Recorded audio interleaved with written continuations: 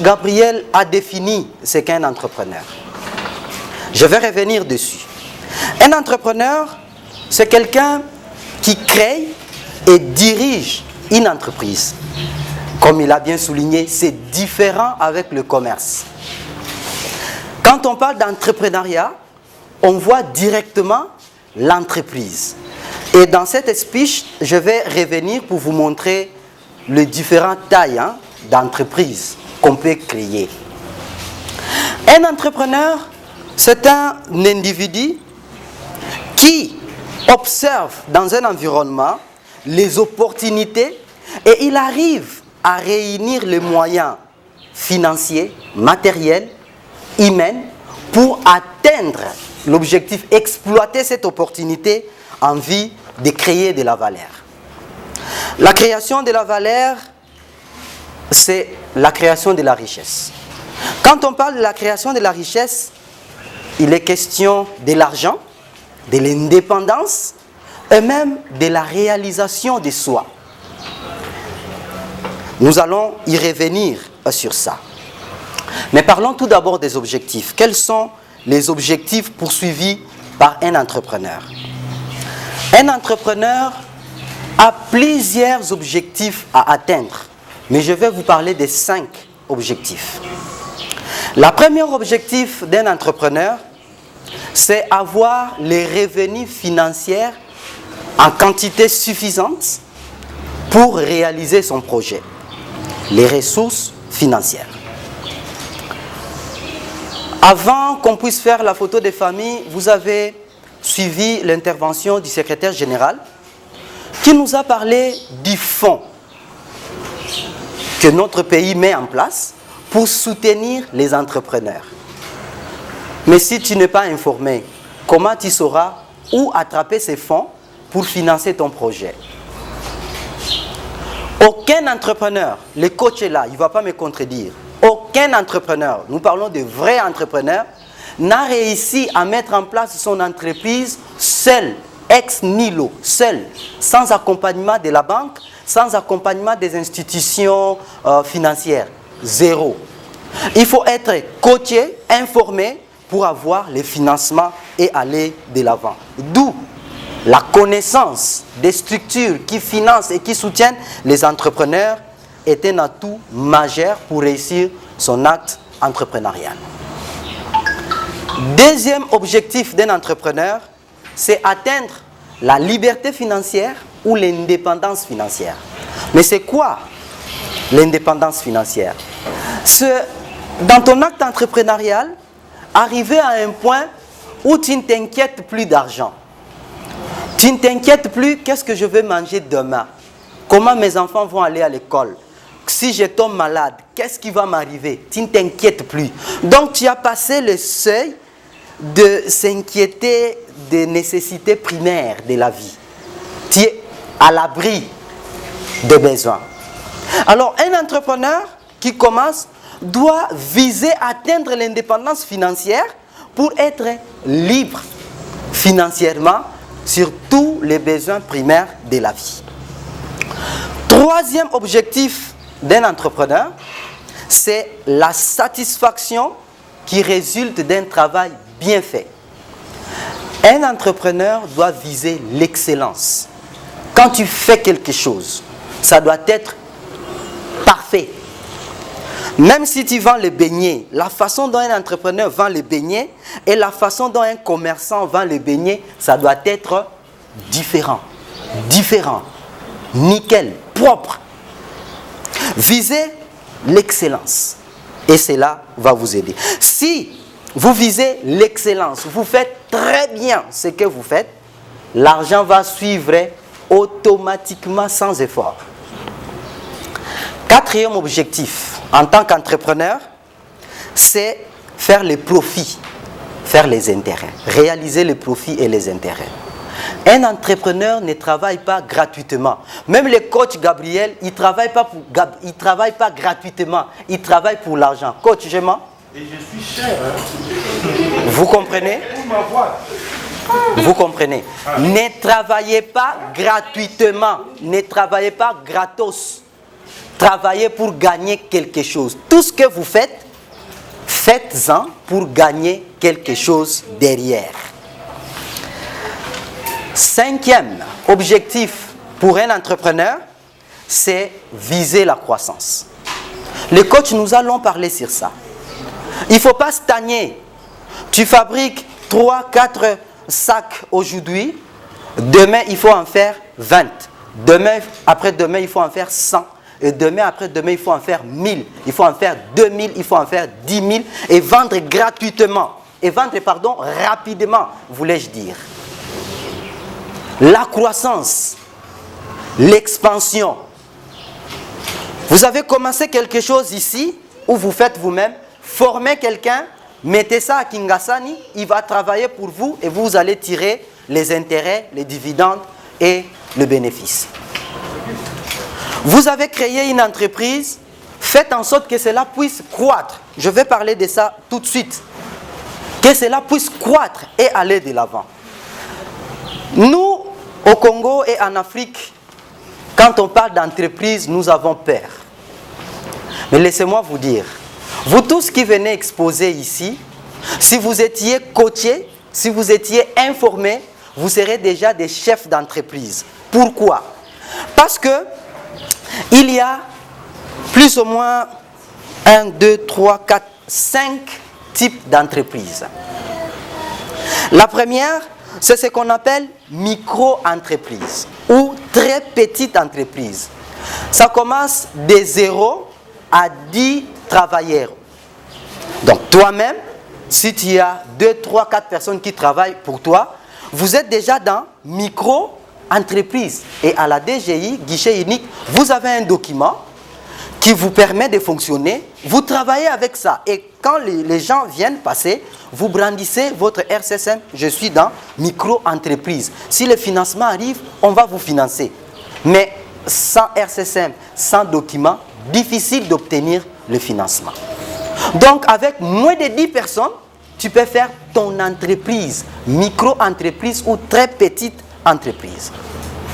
Et si tu quittes là, tu peux faire le PME, donc les petites et moyennes entreprises, qui commencent de 10 à 49 travailleurs. Alors, quand nous avons parlé d'expansion et de croissance, tu peux commencer dans micro-entreprise avec moins de 10 travailleurs. Et avec le temps, tu montes. Tu quittes micro, tu arrives à moyenne entreprise.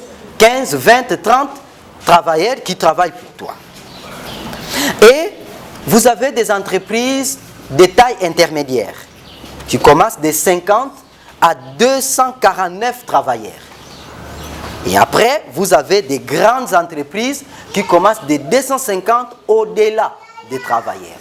N'ayez pas peur quand on vous parle d'entreprise. Vous pouvez commencer par micro, des très petites entreprises. Vous allez dans petites et moyennes entreprises, entreprises de taille intermédiaire, et puis après, grandes entreprises. N'ayez pas peur. Vous pouvez créer des entreprises, chers entrepreneurs. Ça dépend de ce que vous voulez faire et de ce que vous voulez réaliser. En connaissant ces 5 objectifs que je viens d'énumérer et les autres objectifs, vous aidera, chers jeunes entrepreneurs, de savoir où vous venez, où vous êtes actuellement et où vous allez. Ça, c'est la première édition du boutique d'entrepreneurs. La deuxième édition aura immanquablement lieu l'année prochaine. J'ose croire que quand nous allons nous revoir encore, nous aurons des chefs d'entreprise qui ont créé leurs entreprises et vous allez témoigner. Parlons à présent de la gestion d'argent. Pour gérer l'argent, chers entrepreneurs, c'est très facile, mais beaucoup ignorent. Pour bien gérer l'argent, il faut connaître l'ABC du domaine financier. Mais c'est quoi l'ABC du domaine financier? C'est connaître les notions de base de la gestion d'argent. Je suis financier et fiscaliste de formation. La seule chose que je regrette, c'est d'avoir commencé en retard. Si j'avais commencé tôt, ce que vous faites maintenant, je serais trop loin aujourd'hui. Mais rien n'est tard. Vous connaissez bien Wendo Kolosoi. Je n'ai pas encore son âge, mais il avait commencé en retard, il avait atteint ses objectifs. J'arriverai. Mais vous qui avez commencé très tôt, gardez-vous dans vos objectifs, restez focus, vous allez arriver. Les ABC du domaine financier, c'est quoi? Je l'ai dit tout à l'heure, connaître comment l'argent fonctionne dans une économie. Pour bien gérer son argent, il faut connaître, j'avais énuméré 5 aussi. La toute première, c'est connaître la différence entre un passif et un actif. C'est quoi un passif? Un passif, c'est l'ensemble des biens et des créances qui enlève l'argent dans votre poche. Un passif, c'est l'ensemble de biens et créances qui enlèvent l'argent de votre poche. En des mots simples, un passif enlève l'argent de votre poche. C'est quoi un actif? Un actif, c'est un ensemble de biens et créances qui met l'argent dans votre poche. En des mots simples, un actif, met l'argent dans votre poche. Soyons pratiques maintenant. Tu es jeune entrepreneur, tu suis le coaching, tu avances, tu es financé. Tu prends l'argent du financement, tu achètes une parcelle pour toi, pour habiter. C'est un actif ou c'est un passif? C'est un passif. Ça va enlever l'argent dans ta poche. J'ai commis cette erreur. Excusez-moi de vous le révéler. Il y a 10 ans passés, j'avais un peu d'argent. Je me suis acheté une parcelle à Limité, 17e rue. J'étais fou de joie. Je me suis dit, maintenant, j'ai l'adresse, je suis à Limité. Jusqu'aujourd'hui, je vous parle, 10 ans plus tard, comme j'avais misé construire à niveau, cette maison n'est pas finie. Pourquoi? Parce que cette maison, cette parcelle, c'est devenu quoi? C'est devenu quoi? Un passif. Dès que j'ai un peu d'argent, ciment, carreau, ça entre là-bas. Passif, ça m'enlève de l'argent. Dès que j'ai un peu d'argent, peinture, tout ça, ça enlève de l'argent dans ma poche. Ne commettez pas cette erreur. Quand tu as l'argent, ne sois pas vite ou pressé à t'acquérir quelque chose qui va enlever l'argent continuellement de ta poche. Jeune entrepreneur, tu avances, tu progresses, tu as un peu d'argent. Jeep, tu achètes une Jeep, une voiture. Un passif ou un actif? Très bien. Passif. Carburant, entretien, chauffeur, ça enlève l'argent de ta poche. Tu as un peu d'argent, tu achètes une parcelle déjà construite. Tu fais des travaux, tu fais 4-5 portes, tu mets des locataires. Un passif ou un actif? Je suis très content que vous avez saisi l'ABC du domaine financier. N'achetez pas les passifs, achetez les actifs. Quelque chose qui va mettre l'argent dans votre poche. Vous avez l'argent, vous achetez une voiture, vous mettez ça, ça fait les transports. Actif ou passif? Très bien. Les gens peuvent te voir à pied, piéton. Les autres même te bousculent dans les transports. C'est mon cas. J'ai les voitures qui font les transports, mais je suis piéton. Je ne suis pas mesquin. Je ne suis pas dire envers moi-même. Mais je n'ai pas besoin de m'acheter les passifs qui vont enlever l'argent dans ma poche. Je mets ça, ça fonctionne. Chaque matin, chaque soir, j'ai l'argent qui fait quoi? Qui entre dans ma poche. Si tu connais la différence entre un passif et un actif, tu vas aller loin. Tu vas aller loin dans ton acte entrepreneurial. Tu es un jeune entrepreneur masculin. Ton activité évolue et du coup, tu as un peu d'argent. Tu prends une femme, peut-être qui est déjà à la maison chez toi. Tu cherches, comme on appelle à Kinshasa aujourd'hui, une vice-maman, un journalier, un engagé. Actif ou passif? L'argent va faire quoi? Sortir. Mèche, cabello, make-up, robe, chemise, l'argent fait quoi? Soyez fort. Bloquez les passifs. Minimisez les passifs dans votre vie. Augmentez les actifs qui va faire quoi? Faire entrer l'argent dans votre compte. C'est le secret que les riches font. Les riches créent les actifs. Il va multiplier quelque chose, il a fait peut-être un magasin ou quoi, qui lui rapporte de l'argent. Du coup, il va multiplier ça, 5, 6, 7, il s'assoit. L'argent fait quoi? Ça entre. Toi, cousin, un membre de la famille qui vient, non, mon frère a beaucoup d'argent, aide-moi, donne-moi ceci, cela, il te dit, il n'y en a pas. Pourquoi? Il est en train d'éviter les passifs qui va faire sortir l'argent dans sa poche. Je ne dis pas qu'il faut être mesquin et dur, mais il faut contrôler les passifs qui font sortir l'argent de notre poche. Deuxième élément de l'ABC du domaine financier, c'est savoir gagner davantage d'argent. Je vais vous donner un exemple simple. Nos mamans africaines, quand elles font les champs, qu'est-ce qu'elles font à la récolte? Est-ce qu'elles prennent tous les produits et vendent au marché? Elles font quoi? Elles enlèvent les meilleurs de ces produits-là, les gardent pour la prochaine sémence, pour s'aimer ça de nouveau. Tu es jeune entrepreneur, tu gagnes un peu d'argent. Il ne faut pas prendre ça du coup, iPhone 14. Non. Cherche comment cet argent, tu peux s'aimer ça encore, remettre ça dans l'activité pour que cela puisse faire quoi? Produire, te donner les revenus. Gagner davantage d'argent. Si tu connais comment gagner davantage de l'argent, cela va t'aider à progresser et à aller de l'avant dans ton acte entrepreneurial.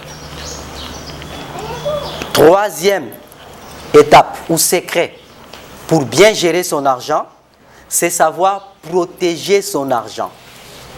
Nous entendons dire ici que Mbongweza passe. Mbongweza passe.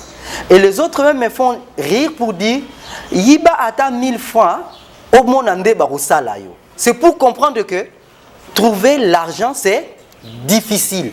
Alors il faut protéger ton argent. Le peu que tu as, il faut le protéger. Le protéger contre qui? Contre l'État. L'État qui nous encourage, qui nous a accueillis aujourd'hui, oui, c'est un premier prédateur pour ton argent en tant qu'entrepreneur. Quand on nous encourage d'aller avoir le numéro de registre, les RCSM, vous savez qu'est-ce qui vient après? Il faut payer les taxes et les impôts.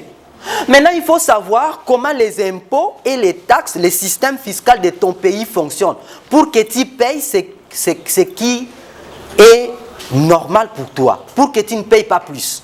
Si tu ne connais pas, quelqu'un d'autre va venir, va te dire non, tu vois, le RCSM que tu as ici, c'est pas bon, donne-moi l'argent. Je vais te dire non, non, non, c'est bien. Alors, il faut vous entourer des conseillers fiscaux, des avocats, des comptables, des coachs qui peuvent vous aider pour que vous ne puissiez pas perdre votre argent chez l'État avec des taxes et des tracasseries qui ne tiennent pas les coups. Tu dois aussi protéger ton argent contre le prédateur. Qui sont ces prédateurs? Les mauvais amis. Aujourd'hui, vous êtes au début de votre acte entrepreneurial. Demain, vous serez DG d'entreprise, que ce soit micro ou moyenne. Les amis vont venir. Si tu es femme, les hommes vont venir. Parce que tu travailles, tu as ton entreprise, tu as l'argent. Ils viennent pourquoi? Pour l'argent, pas pour l'amour. Tu es un homme, tu es beau, tu as ton entreprise, les femmes vont venir. Ils vont venir pourquoi? L'argent. Contrôle qui vient près de toi. Évite les prédateurs, protège ton argent contre les prédateurs et contre l'État en payant les impôts que tu es réellement redevable, en ne payant pas plus. Quatrième point dans l'ABC du domaine financier, c'est savoir fructifier son argent. Un entrepreneur, comme nous l'avons dit tantôt, c'est quelqu'un qui observe, qui ne se plaint pas, qui voit les opportunités. Et il va mettre son argent, que ce soit les capitaux propres ou les capitaux étrangers ou empruntés, il va les mettre. En retour, cet argent qu'il a mis doit lui donner quoi? Les intérêts, le bénéfice. Il faut savoir comment faire le bénéfice. Tu achètes quelque chose à 1000 francs, tu viens vendre à 800 francs. Tu fais quoi? Perte. Et là, tu as des charges, tu dois payer les taxes, tu dois payer le personnel. Dernière étape dans l'ABC du domaine financier, c'est savoir améliorer son information financière, information entrepreneuriale. Soyez dans des plateformes, soyez dans des groupes, soyez à jour avec les informations financières et entrepreneuriales. Autre chose, lisez, lisez, lisez, lisez. Qu'est-ce que vous devez lire? Le manuel que ceux qui sont dans les domaines entrepreneurial et dans les domaines financiers et dans le développement personnel, qu'on appelle motivation, ont publié. Prenez le temps de lire. Aujourd'hui, beaucoup de gens ne lisent pas. Ils sont sur TikTok, sur WhatsApp, sur Facebook. Ils n'ont pas le temps de la lecture. Or, la lecture est très, très capitale pour un entrepreneur. Si vous vous mettez à lire dans une année, dans 2 ans, vous allez me chercher pour me dire, Monsieur José, ce que vous nous avez dit dans la première édition du boutique d'entrepreneur, tu avais raison. Aujourd'hui, ma vie a changé. Grâce à quoi? Grâce à la lecture. Oui, chers entrepreneurs, vous avez des objectifs à atteindre. Vous êtes obligés de créer les entreprises. Micro, moyennes, grandes, ça dépend de vous. La structure et le secrétariat nous a mis ensemble pour nous donner ce que nous avons eu aujourd'hui, à chacun de le mettre en pratique. De mon côté, tout ce que je vous dis ici, c'est juste une infime partie. J'ai une chaîne YouTube où je parle de l'entrepreneuriat, de gestion d'argent, de gestion de fiscalité et tout ce qui va avec. Mon stand est là. Vous pouvez passer pour prendre votre carte de visite et les informations qui en suivent. Abonnez-vous sur cette chaîne Afro Business Info. Afro Business Info. Nous passons les informations du business africain. Nous sommes encore au début, bien sûr. Nous avons besoin de votre soutien. Et dans le mois qui suivent, dans les années qui suivent, nous serons un peu partout. Et nous allons vous mettre du bon contenu. J'ai dit et je vous remercie. Au coach, le directeur et le DG José d'avoir fait des bons discours, mais qui ne sont pas tombés dans les oreilles de sourds.